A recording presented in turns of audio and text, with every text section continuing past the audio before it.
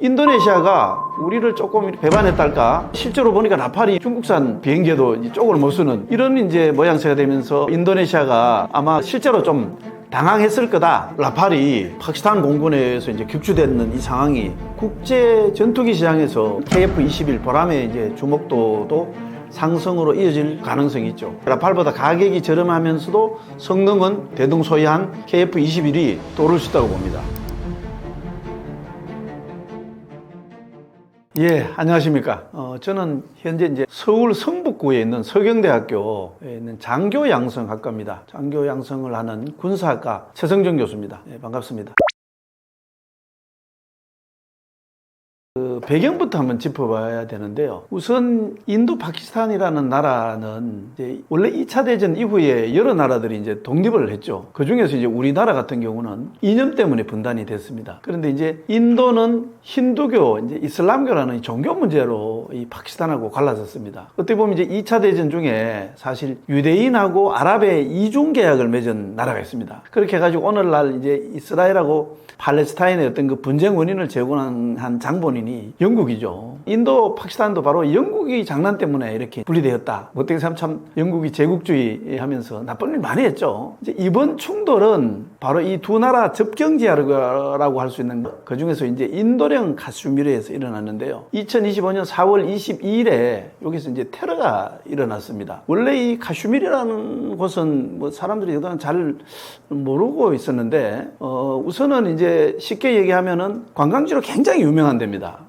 풍광이 아름답고, 그 다음에 우리가 캐시미어라는 이거 이제 모직, 좋은 아주 고급 모직이 있는데, 이게 원래 원산지가 카슈미르에서 유래됐죠. 이 카슈미르는 원래는 이제 작은 하나의 토국이었는데, 이제 인도하고 파키스탄하고 갈라지는 그런 과정에서 이것도 이제 종교 때문에 원래 이 나라가 이슬람교가 대다수고, 이 왕은 또 힌두교도인, 이런 이제 아주 복잡한 구조 때문에 궁극적으로는 이제 인도령과 파키스탄령으로 이렇게 나눠져 있었습니다. 그러다 보니까 이게 오늘날 이제 세계의 화약고 중 하나로 불릴 정도로 그 대립과 갈등이 아주 심각한 곳입니다. 그래서 이 중에서 이제 바로 인도령 카슈미르 관광지에서 이 관광객을 콕 집어갖고 총기 테러를 했습니다. 그거는 관광산업이 이제 사실은 가장 핵심인데 관광산업을 죽이겠다는 이제 이런 목적이 좀 있었던 것 같아요. 이렇게 해서 이제 26명이 죽은 이런 사건이 발생을 했는데, 인도는 이 배후에 바로 이제 파키스탄이 있다. 특히 이제 파키스탄은 이슬람 국가고 원래 오늘날 테러를 가장 이제 많이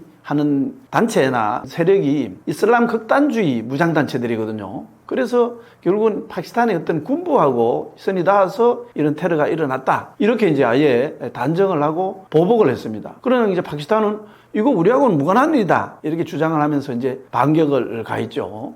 이걸 이제 군사적인 충돌 상황을 조금 더 구체적으로 짚어볼 필요가 있는데요. 인도가 이제 이 사건이 일어나고 나서 5월 7일에 신두르 작전이라는 이름으로 파키스탄의 세계 공군 기지, 여기에 이제 미사일 공격을 감행을 했습니다. 그 이제 핵심은 사실은 거기 이제 파키스탄 영토도 포함되고요. 그 다음에 파키스탄령 이 카슈미르에 위치한 이 테러 집단이 있을 것으로 생각되는, 이 테러 집단의 본거지로 생각되는 9개 시설을 겨냥한 거다. 이렇게 볼 수 있겠습니다. 사실 인도가 이렇게 자기 국경을 넘어서 공격을 가한 거는 1971년에 이제 전쟁이 있었는데요. 그 이후에 무려 54년 만에 처음에는 일입니다. 그러자 이제 파키스탄도 바로 이제 공격을 했죠. 그 공격 이름은 이제 철의 장막이다는 이런 이제 이름으로 보복 작전을 감행을 했고요.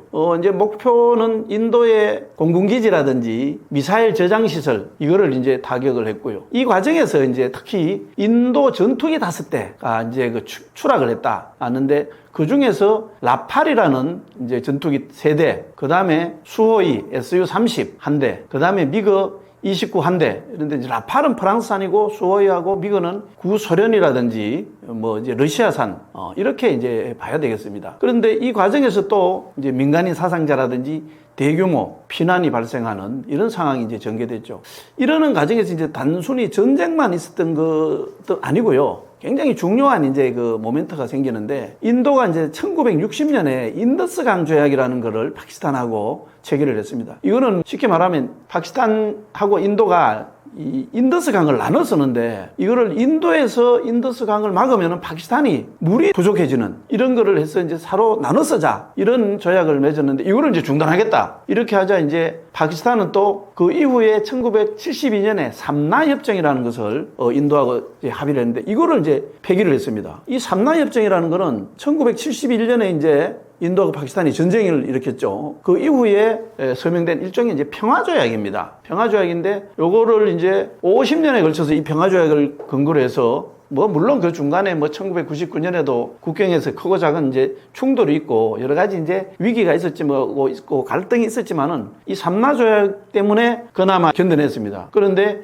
어떻게 보면 이 파키스탄이 이번에 이 안전장치를 제거했다. 이런 점에서 이제 앞으로 일종의 이제 현상 변경이라고 할 수 있죠. 그런 시도라는 점에서 굉장히 어떤 그런 공세적인 자세다. 이렇게 볼 수 있겠습니다. 자, 그런데 이게 사실 이제 인도하고 파키스탄은 사실은 두 나라가 싸우는데 자기들끼리 싸우면 되지. 이렇게 하지만은 국제사회가 걱정하는 게 큰 이제 그 요소가 하나 있습니다. 바로 두 나라 다 핵을 보유하고 있다는 거죠. 핵이라는 건 무기의 끝판왕이고 이게 단순히 두 나라 문제만 아니고 어떻게 보면 인류 전체의 문제하고 이제 직결되는 이런 거기 때문에 자칫하면 이 핵을 가지고 있는 두 나라가 핵으로 맞붙어서 전쟁을 한다면 엄청난 참극이 이제 우려되는 그런 상황이죠. 그렇게 하다가 결국은 이제 무력 충돌을 벌인 지 3일 만이죠. 지난 10일에 미국을 비롯한 이제 국제사회가 중재에 나서서 극적으로 휴전 합의를 했습니다. 우선 이제 미국도 처음에는 조금 약간 중립적인 입장 내지는 너희들 일인데 너희들이 해결해라. 이렇게 이제 약간 관망하는 자세가 있었는데요. 근데 두고 보다 보니까 이게 계속 이렇게 이제 확전이 되다 보면은 결국은 이게 이제 세계 주도국가인 미국이 신경을 쓰지 않을 수가 없고 그렇게 신경을 쓰다 보면 현재 이제 미국은 가장 이제 중요한 게 바로 중국을 견제하는 건데 이 중국을 견제하는 전략적 파트너로서 인도가 굉장히 중요한 위치를 차지합니다. 그러면은 인도의 어떤 도움을 받아서 중국을 견제하는데 이 차질이 생기지 않겠느냐. 그리고 신경이 또 이제 분산되는 거 아니냐. 이렇게 해서 나름대로 이제 트럼프 대통령을 중심으로 적극적 중재에 나선 것으로 보입니다. 어떻게 보면 중국도 이제 바로 이제 두 나라하고 이웃해 있는데 중국도 비슷한 입장이죠. 지금 미국하고 이제 관세 전쟁 이렇게 해서 정신이 없는 판에 자기들도 이 전력이 분산될 거 이걸 우려해가지고 그동안 양국에 서로 자제를 좀 해달라 이렇게 이제 요청을 해봤고요. 그 밖에도 이제 중동 국가인 나름대로 이해가 관계가 있죠. 사우디아라비아라든지 이란 같은 나라들도 직접 이제 양국 당국자들을 만나서 좀 휴전해라. 확전하면 안 된다. 이렇게 이제 요청을 한 바 있고요. 그 밖에 이제 G7 국가의 외교장관들도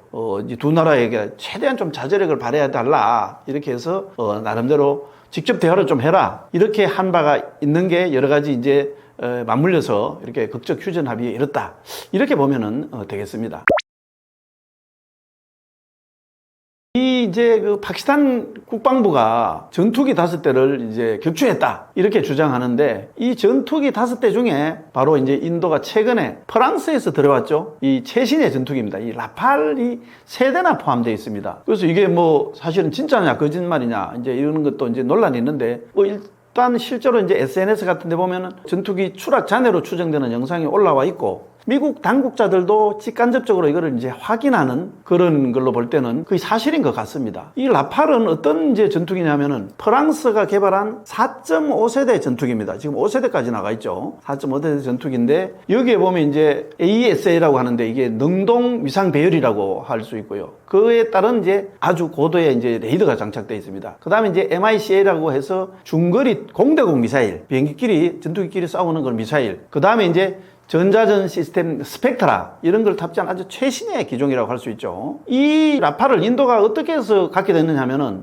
요거에 앞서서 2019년에 카슈미르 지역에서 이제 그 파키스탄하고 약간 분쟁이 있는 과정에서 미그 21 이거를 2대나 격추당한 그런 이제 수모를 겪었습니다. 그래서 이 공군력을 좀 강화해야 되겠다 이렇게 해서 이제 최신의 전투기라고 할 수 있는 이 라팔을 프랑스에서 도입을 했죠. 그런데 이 라팔 격추가 사실 이제 사실이라고 한다면은 인도 공군력의 핵심 전력이라고 할 수 있을 텐데 이게 이제 무력화됐다는 이런 의미이기 때문에 상징적 타격이 굉장히 크다고 볼 수 있겠습니다. 더 이제 재밌는 거는 어떻게 보면은 이 이제 중국인데요. 중국이 그동안 첨단 무기 개발에 엄청난 이제 자원을 쏟아부었죠. 세계 이제 패권 국가로 가기 위해서. 그런데 사실 중국은 미국하고 달리 40년 이상 직접 전쟁에 참여해서 대규모 전쟁을 치른 그런 이제 경력이 없습니다. 전력이. 그렇기 때문에 이런 무기들을 개발은 했고 뭐 돈을 쏟아부었지만 실험할 수 있는 그런 기회가 없었는데 이번에 바로 그 파키스탄이 중국산 무기에 이제 굉장히 크게 의존하고 있는데 이 파키스탄이 인도하고 충돌하면서 이제 그 대신에 인도는 대신에 서방 무기, 미국을 중심으로 서방 무기에 많이 의존하고 있었는데 여기 충돌해서 한번 싸워봤고요. 심지어는 이제 이 라팔을 격추시키는 그 위력까지 검증할 수 있기 때문에 아마 공개적으로는 지금 아직 반응을 보이지 않고 있지만 내심은 굉장히 흐뭇해하고 고무되어 있을 걸로 이렇게 보입니다. 또 이제 이 라팔은 어떤 이제 점이 있느냐 하면 원래 인도네시아가 우리나라하고 이제 그 KF-21 4.5세대 전투기죠. 이 개발을 계약을 같이 이제 해서 개발을 하기로 하는 중에 약간 이제 뭐 돈도 뭐 제대로 치르지도 않고 이렇게 좀 애를 먹이다가 튀르키예의 KNN이라고 전투기가 있습니다. 그 다음에 이제 지금 얘기하는 프랑스 라팔 요게 이렇게 관심을 보이면서 양다리 전략을 이렇게 간보기를 요거를 할까 저거를 할까 이러다가 최종적으로 이제 라팔을 도입을 하기로 이렇게 결정했기 때문에 우리나라 입장에서 보면은 인도네시아가 우리를 조금 배반했달까 이렇게 이제 했고 실제로 보니까 라팔이 중국산 비행기에도 이제 쪽을 못 쓰는 이런 이제 모양새가 되면서 과연 정말 쟤들이 어떻게 생각을 할까 요게 사실 관심이 있죠. 근데 뭐 이제 현재로는 하여튼 인도네시아가 태연한 척 하고 있고 뭐 직접적인 반응을 보이지 않는데 아마 그 실제로 좀 당황했을 거다, 당황했다 이런 평가가 지금 나오고 있습니다. 파키스탄이 이 프랑스산 라팔 전투기를 격추하는데 사용한 게 결국 이제 J-10C인데요. 요거는 이제 중국의 어떤 그 단일 엔진 다목적 전투기인 원래 이제 J-10이 있었습니다. 요거를 조금 업그레이드 시킨 최신 버전이고 조금 더 발전된 무기 시스템이라든지 항공 전자기기 요거를 이제 갖춘 겁니다. 요게 이제 J-10C가 라팔과 마찬가지로 이제 4.5세대 전투기로 분류되긴 합니다. 대체로 중국의 이제 F-35라든지 또 중국이 가지고 있는 다른 J-20 같은 5세대 전투기보다는 뭐 조금 한 단계 낮은 것으로 이렇게 평가된다고 봐야 되겠죠. 그런데 또 이제 재밌는 거는 그 J-10C를 운영하는 국가 중에서 중국이 기본적으로 운영하지만은 파키스탄이 중국 아닌 나라로서 운영하는 유일한 국가입니다. 이거를 이제 우리가 비교할 수 있는 게 이제 결국은 KF-21 이제 보라매죠. 이 보라매하고 그러면 이 J-10C 간에 싸우면은 누가 이길 거냐? 이 굉장히 어려운 질문입니다, 사실은. 이거는 뭐 어떻게 보면은 단순히 전투기만의 문제만 아니고요. 뭐 아주 단적으로 얘기하면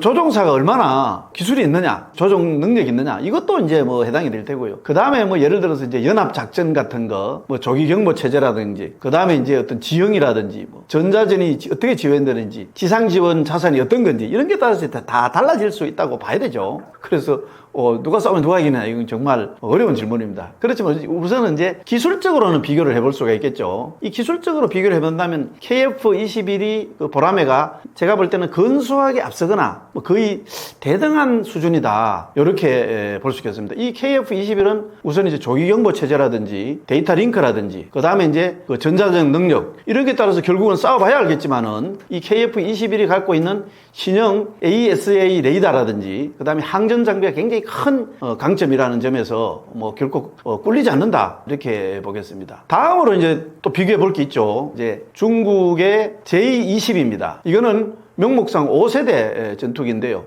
요거를 이제 KF-20이라고 비교한다면 일단은 J-20이 스텔스성이라든지 전략적인 이제 작전 반경이라든지 작전 교전 능력 이런 데에서는 일단 5세대니까요. 4.5세대보다는 KF-21보다는 우위에 있다고 봐야 됩니다.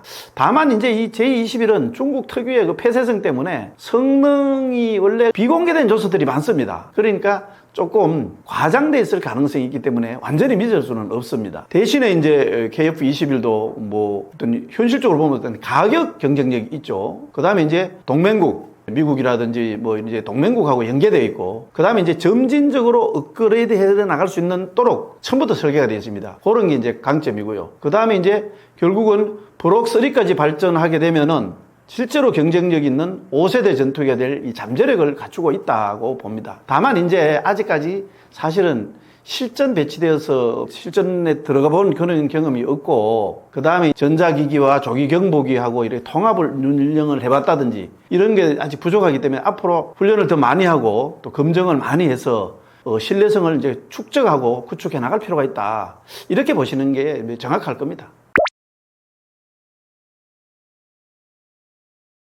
미국의 이제 GE, 제너럴 일렉트릭의 F414-GE-400K라는 게 있습니다. 이 엔진은 이미 FA18EF 슈퍼 호넷이라든지 SSAB 세브라 그러죠. JS39 그리펜 E 이런 것처럼 여러 나라에서 이제 입증이 된 그런 비행기에서 입증이 된 전투기에서 입증이 된 그런 신뢰성과 성능을 가진 터보맨 엔진입니다. 다시 말하면 이 KF-21의 F414-G-400K 엔진이라는 것은 4.5세대 전투기 수준으로서는 가장 첨단이고 가장 우수한 매우 뛰어난 수준입니다. 다만 이제 또 여전히 한계가 있는 게 이제 신뢰성이라든지 유지 보수성이라든지 기동성 측면에서 굉장히 이제 우수합니다. 대신에 스텔스 전투용 전투기, 이건 이제 5세대에 보통 적용이 되는 이런 엔진처럼 고출력이라든지 적외선 신호 억제 능력까지는 갖추지 못했다. 이런 점은 또 이제 인정을 해야 되겠죠.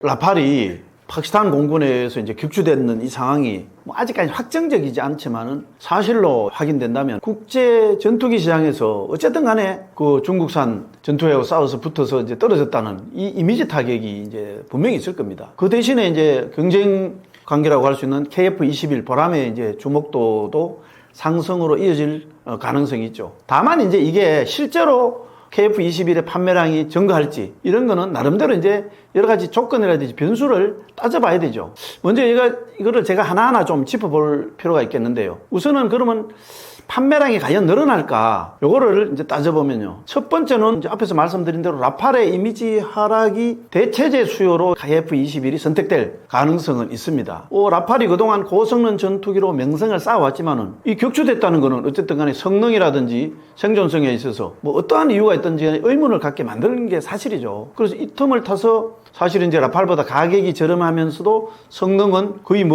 대등소이한 KF-21이 라팔의 어떤 대체 내지는 보완 옵션으로 떠오를 수 있다고 봅니다. 그런 차원에서 두 번째로는 이제 수출을 고려 중인 나라들에게 긍정적인 그런 신호를 보내줄 수 있죠. 우선은 이제 필리핀이라든지 말레이시아라든지 콜롬비아, 이집트, 사우디 아라비아, 그 다음에 UAE와 같은 이런 중형 전투기를 찾는 나라들이 현재 이제 KF-21을 검토 중인데 이 라팔이 위신을 잃으면은 이들 국가가 조금 더 적극적으로 KF-21을 어떤 선택하려고 할 가능성이 있지 않을까, 이런 이제 판단을 할 수 있고요. 세 번째는 결국 이제 가격 경쟁력입니다. 이 KF-21은 라팔이 보통 이제 라팔 중에서도 F3R을 기준으로 하면 약 1억 유로 정도 되는데요. 이 라팔이 보다는 한 30%에서 50% 정도는 저렴한 가격입니다. 대략 한 달러로 따지면은 6,500만 달러 내외거든요. 그래서 그런 가격 경쟁력이 있고요. 그 다음에 이제 전투기를 운영하고 유지하는 것도 중요하죠. 그런 점에서는 이 라팔보다 이제 저렴하고 어떻게 보면 F-35 이런 것보다도 저렴하기 때문에 이제 예산이 제한되는 이런 나라들은 당연히 이제 매력적일 수 있다, 이렇게 볼 수 있겠습니다. 다만 그렇다고 이 판매량이 확실하게 보장될 거냐, 여기는 또 짚어야 할 문제점이 몇 개 남아 있습니다. 첫 번째, 이제 KF-21은 아직까지는 양산 전입니다. 그리고 실전이나 훈련이나 이런 검증이 부족합니다. 구체적인 실질적인 전력화는 이제 2026년부터 시작되죠. 그래서 아직까지 실전에 배치되거나 실전 테스트가 없는 상태입니다. 그에 비해서 이제 라팔은 사실은 수십 년간 실전에서 이제 검증된 그런 기체이기 때문에 완전히 이 라팔을 대체하기에는 아직 시간이 필요하다고 봅니다. 두 번째는 이제 이 KF-21이 미국산 엔진을 사용하잖아요. 그렇기 때문에 수출하는 데 제한 가능성이 있습니다. 이 이제 KF-21이 사용하는 미국산 F-14 엔진은 어떤 미국이 무기 수출 규제라는 걸 하고 있거든요. 보통 ITAR이라고 하죠. 여기에 적용 대상입니다. 그래서 사실은 좀 불편한 진실이지만은 미국이 승인하지 않으면은 KF-21을 수출할 수 없는 국가들이 있습니다. 그거는 미국이 정하는 거죠. 뭐 인도네시아라든지 중동의 일부 국가들, 이런 데는 미국이 어떤 수출 제한을 하기 때문에 그런 요인이 있고요. 그 다음에 이제 정치 외교적 요인도 따져봐야 되겠죠. 원래 이제 방산 수출이라는 것은 기술도 중요하지만은 그 나라가 갖고 있는 외교라든지 군사 협력이라든지 뭐 전략적 동맹 관계, 조금 뭐 이렇게 비싸거나 조금 성능이 떨어져라도 어쨌든 친구 거를 선택하려는 이런 게 있죠. 그런 게 따라서 이제 결정되는 경우가 많습니다. 그런 점에서 보면은 솔직히 말씀드려서 우리도 이제 사실 굉장히 외교적 영향이 커졌지만은 뭐 프랑스나 미국보다 약한 점은 인정해야 되고, 그게 여전히 이제 불리한 요소다, 이렇게 볼 수 있겠습니다. 사실은 스파이라는 게 은닉되어 있는 세계입니다. 그 스파이 세계 자체가 잘 드러나지 않고 있고요. 그러다 보니까 이제 우리가 스파이를 뭐 접하는 거는 영화라든지 뭐 이런 데 보면 이제 스파이가 막 그 007 같은 데 보면은 뭐 이제 멋지게 뭐 활약도 하고, 그 다음에 이제 이런 영화에 보면은 스파이들의 이제 이런 존재가 이제 나타나는데, 그것만 보고 이제 스파이의 진면목을 파악하기는 어렵습니다. 사실은 스파이는 눈치를 채지 못한다는 거, 이게 이제 강점입니다. 그 이유를 잘 생각해 보면요. 일단은 스파이는 전문적으로 위장할 수 있는 기술이라든지 이 심리 전략을 잘 이용을 합니다. 그래서 스파이는 사실은 어떻게 보면 정상적으로 보이지만은 요게 특화된 훈련을 받은 사람이기 때문에 사실 보통 사람들 시야에는 잘 포착되지 않는 게 특징입니다. 사실 이 스파이가 잘 포착된다. 이 스파이는 불법적인 활동을 다른 나라에서 가서 하기 때문에 잡히면 죽습니다. 그래서 포착되면 바로 잡혀서 죽죠. 그래서 잘 은닉하는 게 가장 기본입니다. 뭐 우리가 간첩 요즘 신고를 하면은 최대 이제 20억까지 이 보상을 받고 있는데, 저도 간첩을 다뤘던 경력이 있고요. 스파이를 조금 이제 연구한 경력이 있는데, 제 눈에 지금이라도 간첩 어디 하나 이렇게 보여서, 이렇게 잡거나 뭐 하면은 20억 버는 거죠. 그렇지만 그게 쉽지 않습니다. 그래서 이런 이제 스파이들이, 일반적인 사람들이 스파이를 잘 눈치채지 못하는 그런 이유를 한 5가지 정도로 제가 한번 꼽아보겠습니다. 첫째는 이제 철저한 평범함으로서 위장하는 겁니다. 원래 스파이는 눈에 띄지 않도록 굉장히 의도적으로, 직업도 아주 평범한 직업, 뭐 폼나는 직업이 아니고요. 이웃집 아저씨, 아주머니, 뭐 쌀집 아저씨 이런 식이고요. 그 다음에 말투도 뭐 아주 북한 말투를 쓴다 그러면 북한에서 내려온 걸 오히려 의심할 텐데 더 평범한 말투라든지 행동을 하고 있고요. 그러면서 지역 사회에 아주 적당히 잘 섞이는, 아주 친밀감 있고 뭐 아저씨 아주머니 해서 고수도 또 같이 치고 막걸리도 한 잔씩 먹고 이런 식으로 연기를 한다, 이렇게 보면 되겠습니다. 그래서 우리 주변에 이제 많이 볼 수 있는 뭐 교사라든지 회사원이라든지 기자라든지 아주 평범한 직업군으로 활동하기 때문에 아주 그냥 정말로 평범한 아주 이웃처럼 보입니다. 그래서 우리가 뭐 이제 007 같은 이런 영화에서 나오는 아주 멋있고 화려하고 근총차고 뭐 이제 본덕을 데리고 다니고 이런 스파이는 현실에 이제 존재하지 않는다고 보면 되겠습니다. 영화는 영화일 뿐이다, 이렇게 보는 게 맞고요. 그 다음에 이제 두 번째는 심리적으로 친근함을 유도하는 이런 이제 능력을 갖고 있습니다. 이거는 스파이가 어쨌든 간에 정보에 접근을 하려면은 정보에서 가장 이제 접근해서 우선적인 거는 사람에 접근을 해야 되거든요. 그러면 상대방에게 호감을 주는 능력 내지는 그런 어떤 테크닉을 갖춥니다. 그래야지 경계심을 낮추고 대화를 하다 보면 부지불식간에 그 사람이 알고 있는 거를 우리가 빼낼 수가 있죠. 그런 기술이라든지 하기 위해서는 기술적으로도 접근을 해야 되고 그 사람의 믿음을 사야 됩니다. 그래야지 자기 이제 알고 있는 거 비밀도 털어놓고 그 다음에 속 얘기도 하고 뭐 이렇게 하죠. 그래서 예를 들자면은 그렇게 하려면은 먼저 친절을 베풉니다. 뭐 밥도 사주고 뭐 선물도 주고, 그 다음에 또 그 사람이 어떤 관심사를 갖고 있느냐, 이런 걸 이제 대화를 해서 저 사람 참 좋은 사람이다, 저 사람 좀 사귀어보면 좋겠다, 이런 인식이 되도록 유도를 합니다. 그 다음에 이제 대개 신분을 이제 위장을 하죠. 일종의 이중 신분입니다. 그런데 이걸 굉장히 자연스럽게 설정을 합니다. 그래서 기본적으로 신분 위조는 기본이고요. 그 다음에 이제 커버 스토리, 자기가 뭐 몇 살 때 이제 어디에서 태어나서 뭐 그 다음에 어떻게 살았는지 이거 이제를 얘기를 해야지 그 사람의 이제 사람이 만나다 보면 과거 얘기를 하죠. 그런데 뭐 예를 들어서 북한 간첩이 내려와서 내가 사실은 평양에서 뭐 이렇게 살았다, 이거는 말이 안 되죠. 그럼 이제 같은 이 대한민국의 국민으로서 살았다는 걸 받추기 하면은, 증명을 하려면 어떻게 됩니까? 과거에 내가 뭐 어느 지역에서 누구 뭐 만나서 어릴 때는 어떤 초등학교 다니고 뭐 이런 거를 다 준비를 해야 되죠. 그것도 아주 치밀하게 준비를 해야 됩니다. 앞에서 얘기하고 뒤에서 얘기하고 틀리면은 바로 전문용어로 들통나버리죠. 그 다음에 이제 실제로 이제 주민등록증이라든지 여권이라든지 뭐 학력증명서 이런 까지 아주 합법적으로 보이도록 이렇게 만들어냅니다. 그래서 겉으로 봐서는 의심하지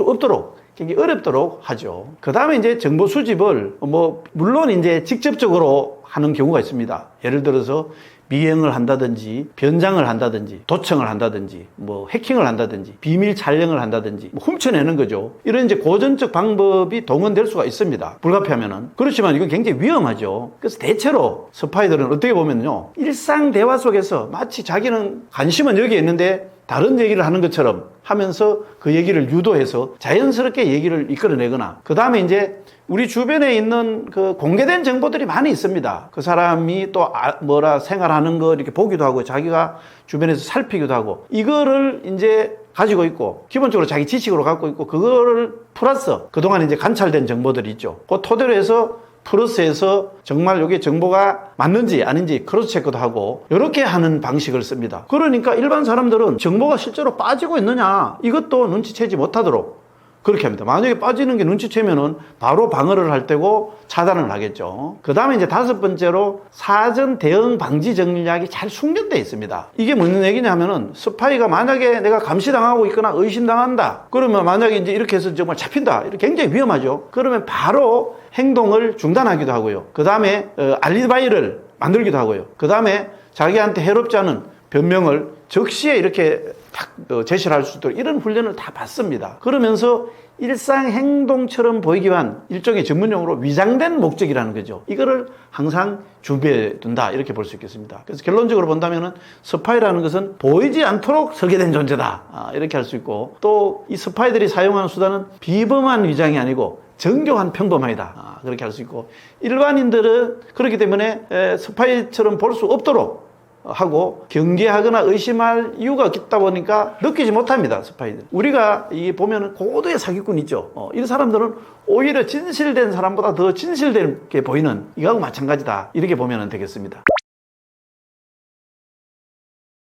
스파이 중에서 이제 산업 스파이가 있는데요. 이건 이제 특화된 스파이입니다. 이 산업 스파이는 대체로 이제 노리는 게 뭐냐면 기업의 기술이라든지 설계라든지 연구 자료라든지 고객 정보라든지 제조 공정이라든지 이런 거를 탈취하기 위해서 여러 가지 이제 나름대로 또 스파이의 기술에 더해서 또 색다른 정교한 이제 수법을 사용합니다. 대체로 이런 스파이는 내부자가 배반을 해서 포섭이 돼서 하는 그런 경우가 이제 있고요. 그 다음에 외부에서 내부로 침투하는 그런 존재일 수도 있는데, 뭐 최근에는 이제 사이버 컴퓨터가 정보화 사회가 되면서 해킹을 한다든지, 아니면은 또 뭐 아예 그냥 모르게 담을 넘어서 간다든지 훔쳐간다든지 이런 식으로 해서 아날로그와 디지털 수법을 같이 병행하기도 한다, 이렇게 보면 되겠습니다. 요렇게 이제 산업 스파이가 기밀을 빼내는 방법을 한 7가지 정도 이렇게 설명을 할 수 있겠는데요. 우선은 이제 합법적이거나 위장 과정에 의한 방법이 있습니다. 요거는 첫 번째는 보면은 인재를 스카우트하는 겁니다. 요거는 도의적으로는 문제가 있습니다.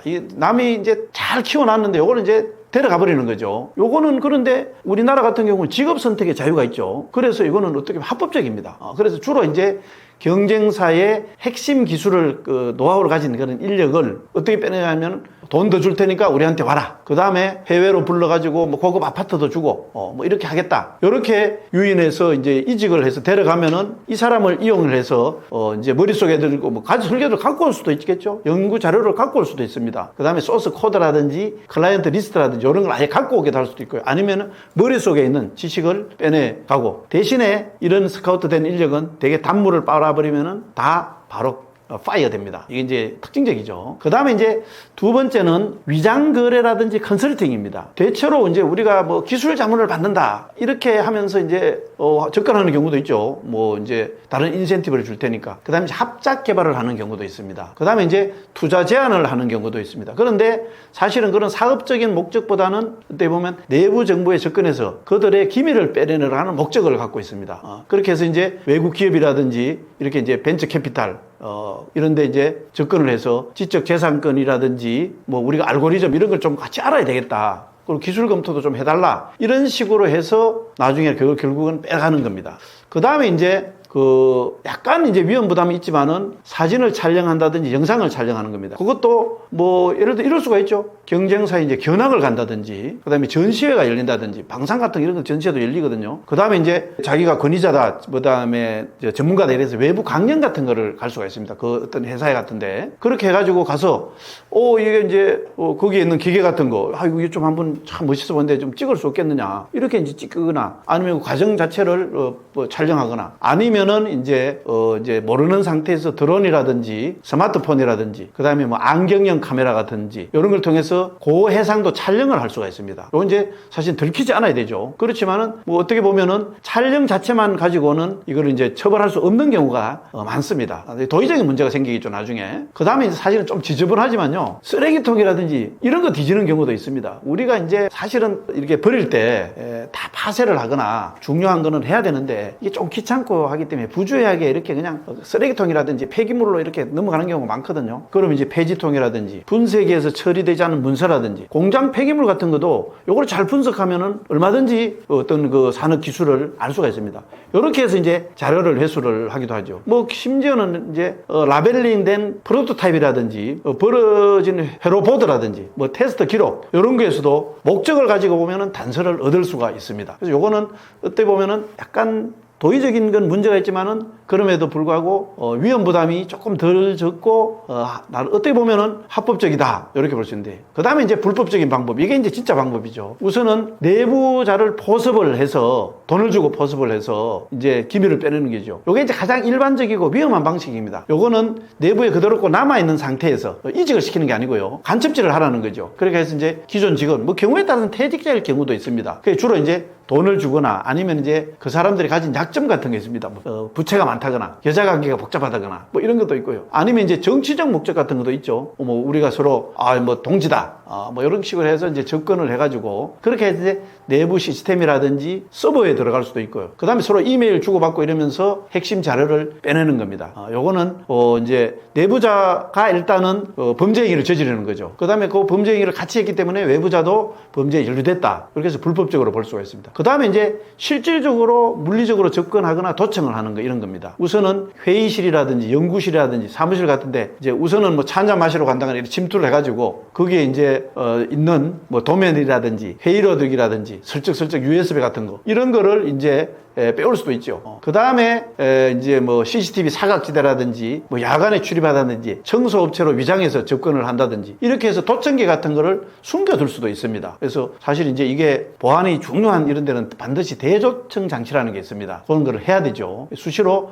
도청이 되지 않는지 이런 게 접근하고, 사실은요 이제 이렇게 해서 도청기를 접근하는 방법도 있지만은요 회의를 하는 거 이런 데에서 이제 중요한 얘기가 다뤄지잖아요. 그러면은 이 레이저 마이크로라는 게 있습니다. 이거는 우리가 이제 대개 건물에 보면 유리창이 있죠. 유리창에 보면은 이제 이게 우리가 대화를 하면 떨림이 생깁니다. 이런 거를 원격으로 전파를 찾아내면은 다 분석해낼 수가 있습니다. 그래서 인간이 만들어낸 어떤 전파, 그리고 무선은 어떻게 보면 전파가 다 날아다니죠. 그래서 사실은 기계만 있으면은 우리가 스마트폰이라든지 모든 무선기는 다 잡을 수 있다. 이렇게 보면 되고요. 유선은 이제 번호 회로를 따면 되죠. 이런 것들이 이제 무슨 도청이라든지 이런 방법들입니다. 그 다음에 이제 오늘날 가장 많이 사용되는 게 이제 사이버 해킹입니다. 요거는 이제 이 기술만 좋으면은 중고등학생도 요즘 해킹을 하거든요. 그래서 고도에 훈련된 해커가 이메일 피싱이라든지 아예 악성 코드를 삽입한다든지 VPN 같은 데 침입을 한다든지, 랜섬웨어 같은 게 이제 대표적이죠. 랜섬웨어는 어떤 악성 코드를 심어 놓고 암호를 이제 딱 걸어 넣는데, 그래 되면은 예를 들어서 어떤 기업 같은 서버가 완전히 마비가 됩니다. 그 기업이 일을 못 합니다. 그러면은 돈을 뭐 얼마를 달라든지, 너희들이 갖고 있는 기술을 달라든지, 그러면은 내가 이 암호를 주겠다. 이런 식으로 하는 이런 것들이 이제 많은 그런 해킹 기법들이 있죠. 그래서 주로 이제 이거는 대개 협력업체나 하청업체를 먼저 공격을 해야 합니다. 왜 그러냐면 이 보안을 장치를 대기업은 그래도 돈이 들여서 보안을 하는데, 이런 이제 중소기업들은 보안을 하는 돈이 그만큼 들어가면은 잘 안 하려고 하거든요. 그래서 우회적으로 먼저 그쪽에 들어가 가지고 그 다음에 하청업체가 대기업하고 연결돼 있겠죠. 그러면은 그런 걸 통해서 공급망 공격 방식을 사용하는 이런 것들이 많고요. 이제 이거는 국가 차원에서 정부 기관이나 아예 국가 지원 해커 집단이 개입을 해서 특히 이제 우리가 전체주의 국가를 많이 의심을 합니다. 정말 우리가 증거를 확실하게 이제 못 잡는 경우도 있지만은 합리적 의심으로 보면은 가장 우리의 합리적 의심 대상자는 북한입니다. 실제로 이제 북한에 의한 그런 해킹 사례가 많고요. 그 다음에 이제 뭐 중국이라든지 러시아라든지 이런 조금 이제 전체주의적인 국가들이 이런 직접적인 정부기관이나 국가 지원 해커 집단에 의해서 이런 이제 산업 스파이 행위를 한다. 이렇게 보시면 되겠습니다. 이게 국가 기밀 유출을 막는다. 이거는 이제 뭐 산업 기밀일 수도 있고 군사 기밀일 수도 있고 여러 가지 기밀이 있는데 그러기 위해서는 이 국가 기밀을 빼내가는 스파이 내지는 간첩을 이제 막는 게 우선이거든요. 그래서 간첩을 막기 위한 간첩법이라는 게 있는데 여기 보면 이제 기본적으로 형법 98조에 간첩죄가 있고요. 군형법 13조에 간첩 조항이 있습니다. 근데 이 조항은 언제 어떻게 만들어졌느냐 하면은 1953년은 이제 6.25 전쟁 이후죠. 직후입니다. 그 9월에 이 형법을 만들면서 이 바로 간첩 조항을 만들었는데 이 조항을 따져보니까 1940년대에 일본의 전시형법이라는 게 있습니다. 그때는 일본이 이제 전쟁을 할 때이기 때문에 적국에 의해서 이 이제 국가기밀, 군사기밀이 빼나가는 것을 막기 위한 게 이제 가장 절실했죠. 그래서 이 전시형법에 보면 이렇게 되어 있습니다. 적국의 간첩행위는 처벌을 한다. 이렇게 되어 있습니다. 그리고 이제 군형법도 결국은 1962년에 제정하면서 기존의 형법에 있는 간첩죄를 그대로 이제 따를 수밖에 없었죠. 그런데 이때 이제 적국이라는 게 굉장히 중요합니다. 이 적국이라는 건 우리와 적대적인 상태에 있는 적국을 말하는 거죠. 어떻게 보면 전쟁 상태에 있는 그런 상대라고 봐야 됩니다. 그렇게 보면 기본적으로 현재 적국은 그러면 어디냐? 바로 우리하고 정전 상태에 있는 북한입니다. 그런데 사실 이제 북한도 사실 적이냐 하면은 헌법상 정신으로 볼 때는 대한민국의 영토는 한반도와 그 부속도서를 한다. 이렇기 때문에 북한은 또 엄격한 의미에서 보면은 이게 불법 정치단체입니다. 그렇지만은 일단은 우리하고 총뿌리를 맞대고 있는 그런 정전 상태인 존재이기 때문에 일단은 북한은 적국이라고 볼 수가 있습니다. 그렇게 한다고 보면은 이게 이제 이 법이라는 게 식민지 시대의 법을 답습했다는 측면이 있고요. 그 다음에 6.25 전쟁 직후이기 때문에 사실은 북한이 사실은 적이고요. 북한의 위협이 가장 컸기 때문에 이 북한의 위협을 겨냥해서 제정을 했다. 이렇게 보면 되겠습니다. 그런데 이제 사실 그 이후에 많은 변화가 생기죠. 냉전을 거쳐서 탈냉전이 오고 그 다음에 이 세계 질서가 다극화되고 사실은 이 세계의 모든 어떤 나라들이 다 우리에게 어떤 비우호적인 행위를 할 수가 있고 국가 기밀도 빼내갈 수 있는 그런 시대가 됐는데도 그 시대를 변화를 반영하지 못했던 그런 측면이 있습니다. 그러다 보니까 북한이 아닌 예를 들어서 국가 기밀이 이제 아까 얘기했던지 산업 스파이가 깨내가는 그런 산업 기밀도 있고요. 이런 국가 기밀 유출 사건이 발생하면은 이게 이제 북한하고 명확하게 연계가 돼 있으면은 이 간첩죄로 처벌을 할 수가 있습니다. 그래서 그러다 보니까 이제 지난해에 그 유명한 정보사 사건이 있었죠. 정보사 그 이제 군무원이 그 정말 중요한 군사 기밀을 빼내서 중국 동포로 추정되는 사람한테 이걸 팔아먹었습니다. 그런데 이게 이제 북한하고 연계됐다는 이런 직접적인 증거가 없기 때문에 이 이제 그 정보사 군무원을 원래는 간첩죄를 적용하려고 이렇게 하다 보니까 북한에 그게 이제 없습니다. 연계가. 찾을 수가 없습니다. 물론 궁극적으로 북한에 넘어갔을지도 모르지만 증거를 찾을 수 없어서 궁극적으로는 군사기밀보호법 요거는 이제 처벌할 수 있게 되거든요. 요걸로 기소를 할 수밖에 없었거든요. 근데 사실 이게 이제 OECD 국가 중에서 간첩 행위를 이렇게 적국으로 제한한 나라는 사실 한국밖에 없습니다. 이제 원래 이제 형법상 간첩죄 외에도 이제 군사기밀을 보호하기 위해서 개별법들이 있습니다. 우선은 군사기지 및 군사시설보호법이 있고요. 그 다음에 군사기밀보호법이 있고요. 산업기술보호법이 있고요. 방산기술보호법 뭐 이런 것들이 이제 주로 있습니다. 그런데 이러한 법들은 대개 이제 특정 범위죠. 군사기밀이라면 군사기밀, 산업기밀이라면 산업기밀. 이렇게 특정 범위나 그 행위에 국한돼 있고요. 그러면서도 형량이 좀 낮습니다. 간첩죄까지는 같은 경우는 사형까지도 가능한데 형량이 조금 낮다 보니까 이거를 이런 국가기밀을 실질적으로 보호하는데 이제 한계가 있다. 이런 이제 얘기가 계속돼 왔죠. 그렇게 사실 이제 한 20년 전부터 거의 이제 냉전 시대가 끝나고 탈냉전 시대가 되면서부터 이거 조금 바꿔야 된다. 간첩죄를. 우리가 어떻게 북한만을 적국이라고 할 수 있느냐. 이렇게 하다가 이제 여야 간에 계속 어떤 정쟁이 생기고 이러다 보면 뭐 논의가 됐다가 허지부지되고 됐는데 지난해에 이제 정보사 기밀 유출 사건이 일어났는데 이게 정말 국가적으로 나라를 흔들 만한 그런 기밀이 빠져나갔는데도 이거를 이제 간첩죄로 적용하지 못했다. 이렇게 해서 정치권에서 야, 이래서는 안 되겠다 해서 간첩죄를 이제 개정을 하자. 이런 논의가 됐고요. 그래서 이제 그해 11월에 간첩죄 적용 범위를 적국에서 외국으로 하면 이제 다 되죠. 외국으로 확대하는 개정안이 국회 법사위에 있는 법안심사 1소위에서 일단은 통과는 됐습니다. 그런데 이게 이제 국회 법사위를 넘어가서 이제 본회의까지 가야지 최종 법이 되는데 민주당이 법사위에서 일단 홀딩을 했습니다. 현재는. 근데 현재 이제 주장은 보면은 현재 이제 여당이라고 할 수 있는 국민의힘은 이게 이제 안보를 강화하기 위해서는 개정이 필요하다. 약간 이제 보수적인 입장이고요. 민주당은 법 적용이 그러다가 너무 남용되거나 그러다 보면 인권 침해를 할 소지가 있다. 이렇게 해서 조금 진보적인 입장에서 좀 신중한 입장이 대립되어 있는 상태다. 이렇게 보면은 되겠습니다. 심각성부터 살펴보면은요, 이 서방 세계는 원래 이 간첩 중에서도 오래전부터 중국이 사실 산업화 후발주자죠. 이 후발주자인 중국이 특파원이라든지 연구원이라든지 기업인들을 동원을 합니다. 왜 그러냐면 중국은 전체주의 국가죠. 그래서 이런 이제 정부 사람이 아닌 이런 일반인들까지 동원을 해서 이 산업 선진국의 첨단 기술을 빼내왔다고 의심을 하고 있습니다. 사실 그렇게 해서 오늘날 중국의 기술이 첨단화되어 있다고 하는 것도 사실이고요. 근데 이제 또 어느 정도 이제 이 산업 첨단 기술은 빼내가고 축적이 돼 있으니까 물론 이것도 하고 있지만은 최근에는 그 범위를 군사 기밀 쪽으로 확대하는 추세가 전 세계적으로 나타나고 있습니다. 이거는 사실은 이제 중국이 겨냥하는 세계 패권 국가를 하기 위해서는 군사적으로 압도적인 우위가 돼야 되기 때문에 군사 기밀을 빼내는 그런 거라고 저는 이제 보는데, 우리나라 같은 경우도 이제 지난 3월 달에 이런 사건이 있었죠. 이제 수원이라든지 평택, 오산, 청주기지에 있는 이런 군사시설을 불법으로 중국인 2명이 촬영을 해다가 입건이 됐습니다.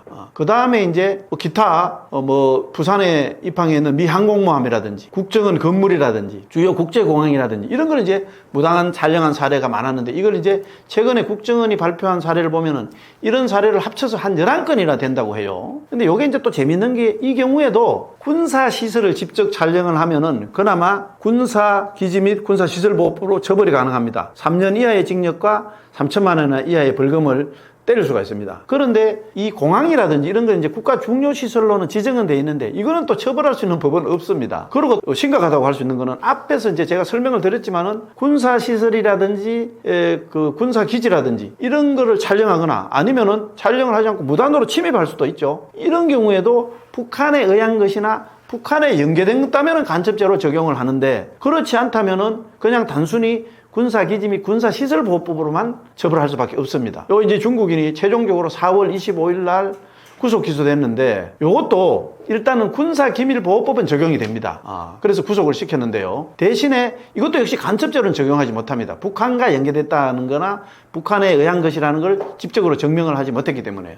근데 사실 이제 어떤 나라든지 자기 나라의 안보를 지키고 국익을 하기 위해서는 이 스파이 활동을 다 합니다. 어느 국가가 존속하고 발전하기 위해서 다 하는 게 사실인데, 특히 이제 중국 같은 경우는 이게 앞에서도 얘기했지만 전 세계에 흩어져 있는 화교, 이제 전 세계에 다 흩어져 있죠, 화교는. 그리고 이제 자국민들을 활용해서 이 정보 활동을 하는 걸 굉장히 유명합니다. 이거는 전체주의 국가이기 때문에 사실 가능하죠. 예를 들어서 우리나라 국민들을 보고 해외 나가 있는 사람들한테 가서 좀 정자 속된 말로 간첩질 좀 하라 이러면 그 말을 듣겠습니까? 안 들을 겁니다.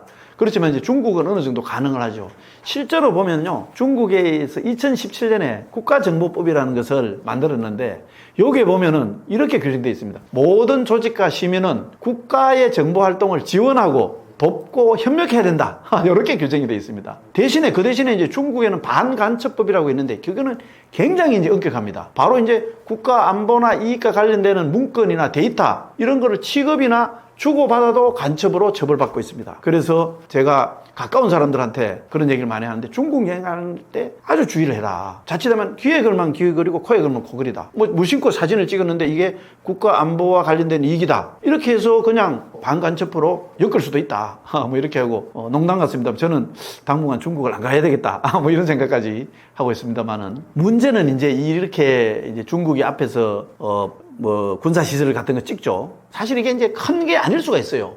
그 다음에 또 찍어도 제가 안 되는 것도 있죠. 그냥 학생 2명이 중국인이 군사 기지, 특히 이제 군공항에서 사진을 찍었는데 비행하는 전투를 찍었습니다. 이거는 아무런 거기 이제 불법적인 게 아닙니다. 그러면서도 그러면 이제 위험하다고 생각해서 신고를 하고 경찰에 가서 또 잡죠. 몇 번 이렇게 그냥 막 어쨌든 미친 척 일단은 해보는 겁니다. 이런 게 일단 일종의 보면 법의 맹점을 파고들면서 국민들의 안보의식을 약간 흐릿뜨리고, 그 다음에 이렇게 이제 할 수 있구나. 이런 이제 하는 약간의 어떤 공작적인 냄새가 나거든요. 요게 이제 법의 맹점을 파고드는 첩보 활동이라고 할 수 있는데, 요게 이제 잘 생각해 보면은요, 우리가 2004년부터 서울에 그 공자학원이라는 게 생겼는데요. 요게 이제 중국이 원래는 공자를 문화대혁명 때 다 소멸시켰다가 나중에 이제 개방되면서 공자를 상품화했습니다. 동양이라든지 서양에도 호기심 많지 않습니까? 여러 사건을 차려놓고 거기에 모여드는 사람들을 자기의 중국에 친한 사람들로 만들면서 약간 정보도 빼내고 이런 의심을 하고 있는 게 전 세계에 지금 확산되고 있고요. 그 다음에 한때 국민 여러분들 중에서도 기억할지 모르겠습니다. 한강변에 대형 중국 식당이 있었는데 이게 이제 중국의 비밀 경찰서다 이런 얘기가 있었습니다. 그런데 이런 식으로 이제 뭔가 보이지 않는 가운데 큰 위험이 아닌 것 같으면서도 이렇게 이제 침투해 들어오는 게 있고요. 그 다음에 이제 또 인터넷이나 언론에도 뭔가 중국의 어떤 영향력을 행사할 수 있는 이런 걸 많이 이제 댓글도 달고 그런 자료도 많이 올리고 이렇게 합니다. 요걸 이제 흔히 영향력 공작이라고 합니다. 보통 그 일반 서구 민주주의 국가 같은 거는 가치가 있죠. 미국 같은 거는 인권, 자유, 이런 게 이제 가치가 있기 때문에 그걸 가지고 세계에 영향력을 행사하는데 사실은 중국은 공산주의밖에 없거든요.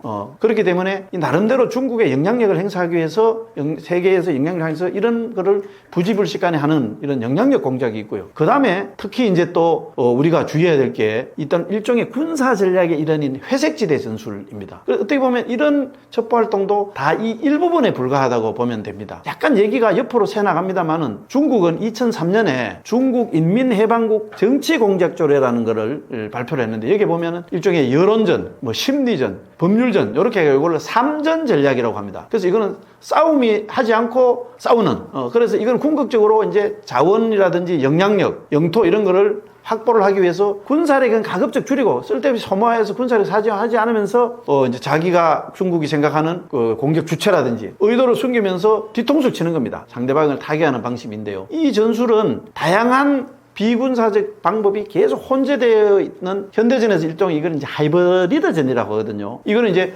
군사력을 기본으로 갖고 있고 프로파간다, 이게 선전선독이죠. 그 다음에 이제 꿀단지 수법이라고 해서 미인계를 동원한다든지 이렇게 이제 공작 활동을 하면서 벌이는 정보전, 사이버전, 전자전 이런 거를 총 동원하기 때문에 이걸 흔히 이제 초안전이라는 개념으로 부릅니다. 이거는 우리가 한우 유방의 초안전이 아니고요. 한계가 없는 전쟁이라고 해서 초안전이라고 합니다. 그래서 이걸 최종 승리를 위해서는 실제 무력 활동이나 전쟁으로 확대되지 않을 정도로 아주 모호한 수준으로 저강도 도발을 지속해서 상대방에게 불안과 혼란을 부추기는 고도의 정치적 인이죠. 최근에 혹시 이제 기억하실지 모르겠지만은 서해 한중 잠정 조치 수역 이게 PMZ라고 하는데 여기에다가 대형 구조물을 건설을 했다 해서 이게 이제 논란이 됐죠. 이게 어떻게 보면 대표적인 회색지대 전술입니다. 이제 그동안 보면 중국이요, 바로 이제 동남중국해에다가 자기들의 영유권을 확대를 하기 위한 나름대로의 그 조치를 해서 살라미 전술이라고 해서 요거는 이제 그 소세지를 아주 얇게 점여 들어가면서 소세지를 나중에 다 먹어 들어가는 거. 그 다음에 이제 양배추 전략이라고 해서 이건 하나하나 감싸는 거죠. 그래서 주변 해역의 지배력을 확대하는 이런 전략을 지금도 하고 있거든요. 그런 점에서 본다면은 만약에 이제 이 서해에 만들어진 이 구조물이 우리가 그냥 가만 두면은 마치 인공섬처럼 이렇게 되어가지고 그러게 되면 이제 우리는 사실은 나중에 보면 이거를 인정할 수밖에 없는 그런 상황이 됩니다. 물론 국제법적으로 인정이 되지 않더라도 국제관계는 힘이 중요하죠. 중국이 우리보다 힘이 세기 때문에 그냥 억눌러서 이게 우리 땅이다, 이게 우리 섬이다 그렇게 하면은 이게 이제 궁극적으로 이 서해가 이 중국 영향력에 들어가는 이런 문제가 생깁니다. 어떻게 보면 이제 이런 서해 공정을 포함해서 모든 것이 궁극적으로는 중국이 미국을 넘어서 세계 패권을 장악하겠다는 이 대국 굴기라고 하죠. 이거와 맞달려 있다. 그래서 모든 첩보 활동도 이런 대국 굴기와 궁극적으로는 맞물려 있다, 맞닿아 있다 이렇게 보면 되겠습니다. 사실 그 서구 산업사회가 도래하기 이전에 어떻게 보면 산업스파의 최대 피해국은요, 이 과학기술 문명이 일찍부터 발달한 중국이라고 할 수 있다, 역설적으로 보면은.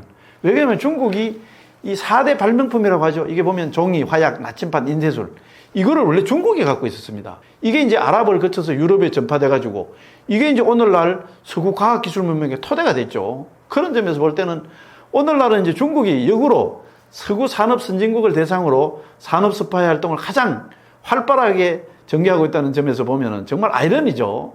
그래서 이제 중국이 그러면 어떻게 산업 기밀을 탈취하느냐 하면은 대체로 이제 유학생이나 연구원을 동원해서 첨단 기술을 가서 배우는 거죠. 그 다음에 정부 소속의 아예 산업 스파이가 첨단 산업체에 있는 기술 인력을 스카우트 한다거나 경우에 따라서는 기업을 통째로 인수 합병해가지고 기술이라든지 특허를 아예 가져갑니다. 그 다음에 이제 중소기업 같은데 직원이 보통 이제 경쟁력인 기업 협력사에 위장 취업해가지고 핵심 기술에 접근하기도 하고요. 그 다음에 이제 경쟁 기업에 참여한 외국인이 있는 어떤 연구원이 계약이 만료되면 이때 이제 접촉을 해가지고 회유를 하거나 이렇게 해서 또 기술을 빼내가기도 합니다. 서방 기술 선진국에서는 중국 산업 스파이들이 이렇게 이제 산업 스파이 행위를 하면서 첨단 기술을 훔쳐가고 있는데 이게 대체로 이제 전 세계 산재에 있는 어떤 정보 네트워크와 심지어는 해킹 조직을 활용해서 이렇게 빼내가고 있고요. 그 다음에 이제 유학생이라든지 연구자로 이렇게 위장해가지고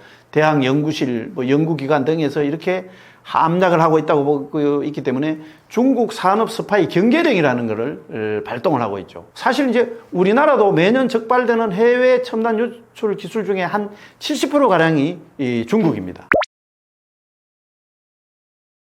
이제 이 중국의 산업 스파이도 있지만은 나머지 나라도 오늘날 국가 경쟁력은 사실은 이제 경제력이고요. 경제력의 바탕은 기술력이라고 하고 있습니다. 그래서 세계 주요국들이 자기들이 가지고 있는 산업 기술을 보호하기 위해서 나름대로 열심히 애를 쓰고 있습니다. 그런데 우리나라는 이런 기술 보호 체제가 나름대로는 있는데 대체로 기술 탈취형 M&A 회사를 이제 합병하는 거죠. 이런 데 굉장히 취약합니다. 이걸 중국이 잘 써먹는 수법인데요. 그 다음에 또 문제는 유출 피해는 사실은 이게 기술 하나가 유출되면은 몇 조씩 날아간다고 봐야 되거든요. R&D 투자 비용, 그 다음에 그걸로 날아가면서 경쟁사에게 당하는 어떤 피해, 이런데 그 심각성은 피하는데 처벌은 너무 약하다. 이런 지적이 계속 이제 제기되어 왔습니다. 우선은 구체적으로 살펴보면은 현재 이제 법상 보면은 산업기술보호법상 보면은 국가 핵심 기술이라는 걸 보호를 하기 위해서 국내에 있는 기업이 국가 핵심 기술이라는 게 지정이 돼 있는데 요거와 관련된 거를 수출을 할 경우에는 보호 신고를 해야 되는데 그중에서 R&D 국가가 돈을 줘서 한 거는 승인을 받아야 되고요. 자체 개발을 한 경우는 신고를 하도록 돼 있습니다. 신고만 한다는 거는 이제 우리가 경제심을 발동을 할 수 있는 거죠. 반면에 외국 기업이 이제 이거 국내 핵심 기술을 보유한 국내 기업을 인수 합병하는 경우가 많죠. 있습니다. 이거 역시 중국이 많았는데 그동안 이때는 R&D를 지원받을 경우에는 사전 신고만 하도록 돼 있고요. 대신에 자체 기술을 보유하는 경우에는 신고 의무가 아예 없습니다. 그래서 이거는 사실 이제 좀 문제가 있다 이렇게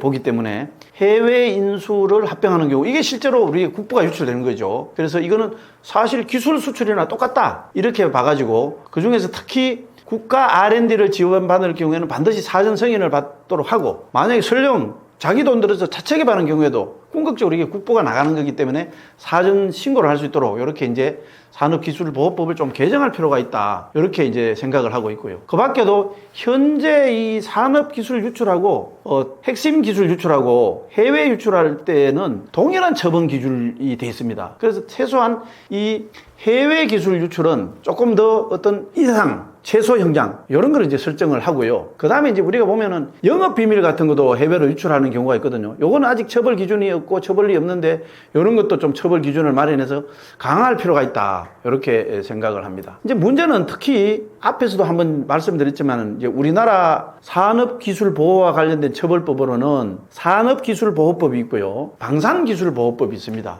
근데 이게 이제 그 밖에도 이제 국가기밀을 보호하는 법에 군사기밀보호법이라든지 그 다음에 군사기지보호법이 있다 그랬잖아요. 이런 것들과 마찬가지로 간첩죄로 의유를 할 수가 없습니다. 그거는 간첩죄에 비해서 이거는 너무 형량이 낮고 간첩죄는 사형까지 가능하다 보니까 간첩죄로 의유를 해야지 조금 강력하게 막을 수 있는데 이 막는데 한계가 있습니다. 특히 또 이제요 우리나라 그 법원들은요 판사님들이 좀 저한테 섭섭해할지 몰라도 이 군사 기밀 유출이라든지 산업 스파이 범죄 이런 거는 일종의 화이트 칼라 범죄잖아요. 사람 죽이고 강도, 강간 이런 흉악 범죄가 있고 이제 약간 화이트 칼라 범죄입니다. 요거는 보면은 조금 관대한 측면이 있습니다. 그래서 대체로 이제 대법원 판례를 보면요. 기술 유출에 따른 최대 형량은 대개 징역 5년에 벌금 한 5천만 원 정도 이렇게 돼 있는데요. 되는데 이것도 대부분 실제로 형을 때리는 거 보면요. 실형보다는 벌금형이 많습니다. 그리고 실형도 대개 이제 집행유예 실형이 아니고 그 다음에 5년이 아니고 한 2년 내외로 이렇게 이제 그치는 경우가 많습니다. 그래서 저는 사실은 이게 국부 유출은 굉장히 중요한 문제이기 때문에 기술에 하나 나가면은 우리나라 국부가 유출되고 기술 경쟁력이 떨어지기 때문에 정치권에서 좀 더 이 법을 좀 더 엄격하게 개정하려는 이런 노력을 기울여야 되고, 그 다음에 정부 당국에서도 조금 더 근본적으로 이걸 막을 수 있는 방안이 뭔지 고민을 하고, 법원도 조금 양형 기준을 마련해서 조금 강한 어떤 양형을 좀 때렸으면 좋겠습니다. 근데 뭐 궁극적으로는 어떻게 보면은 이걸 이제 간첩죄로 적용하는 게 제일 좋습니다. 지금 간첩죄는 북한만으로 제한을 하고 있기 때문에 이 산업 스파이 행위도 간첩죄로 적용을 하면은 그만큼 형량도 높일 수 있고 수사하기도 훨씬 더 좋습니다. 그런 점이 이제 근본적인 해결책이다, 이렇게 생각을 합니다. 파키스탄 전쟁이라든지 러우 전쟁 이런 상황도 짚어봤고, 그 다음에 이제 거기에 따르는 이제 우리의 안보 상황 이런 것도 같이 좀 생각을 해봤고요. 특히 이제 오늘날 이제 국가의 경쟁력이 경제력이고, 경쟁력이 결국은 핵심은 첨단 기술력이다, 이런 상황에서 이 산업 스파이 문제까지도 한번 이렇게 폭넓게 짚어봤습니다. 사실 우리나라는 어떻게 보면은 이제 여러 가지 어려움에 처해 있다는 게 사실입니다. 왜 그러냐면은 그동안 냉전이 끝나고 그 다음에 탈냉전이 이어지고 이 속에서도 북한과 대치해야 되는 이런 이제 냉전의 유산을 여전히 극복하지 못하고 있는 세계에서 유일한 나라고요. 그러면서도 탈냉전 이후에 변화된 이런 안보 상황 속에서도 살아야 되고, 거기에다가 최근에 이제 트럼프 2기 행정부가 들어서면서 국제사회가 소용돌이치고 있고 북한 핵 문제까지 우리에게 이제 부담을 주는 이런 상황이 이제 처해 있습니다. 그런 상황에서 또 뭐 사실 좀 어떻게 보면 약간 불행한 일이지만은 국내 이제 정치적으로도 이제 국내의 어떤 그런 현실도 편안하지 못한 이런 상태인데, 그렇게 해서 이제 국제 정치학자들 사이에서는 대한민국이 올해가 6.25 전쟁 이후에서 가장 힘들고 중요하고 위험한 시기다, 이런 얘기가 있습니다. 그래서 우리가 대신에 우리는 저력이 있는 나라다, 저는 생각을 합니다. 사실 2차 대전 이후에 신생 독립국들이 많이 있었는데 그 중에서 산업화를 이룩하고 민주화까지 이룩해갖고 세계 10위권의 경제대국을 이룬 그런 나라는 세계에서 유일하다시피 한 나라고, 그거를 이루는 게 바로 대한민국 국민들입니다. 그래서 이런 어려움이 있지만은 우리가 이런 현실을 정확하고 냉철하게 인식을 하고 국민들이 힘을 함께 모은다면은 반드시 이 어려움과 위기를 탈출하고 재도약을 할 수 있으리라 저는 확신을 하고 있습니다. 다만 그러기 위해서는 국민들이 좀 더 현실을 정확하게 보고 서로 힘을 모으려는 이런 마음이 있어야 된다, 이렇게 생각을 합니다. 예, 감사합니다.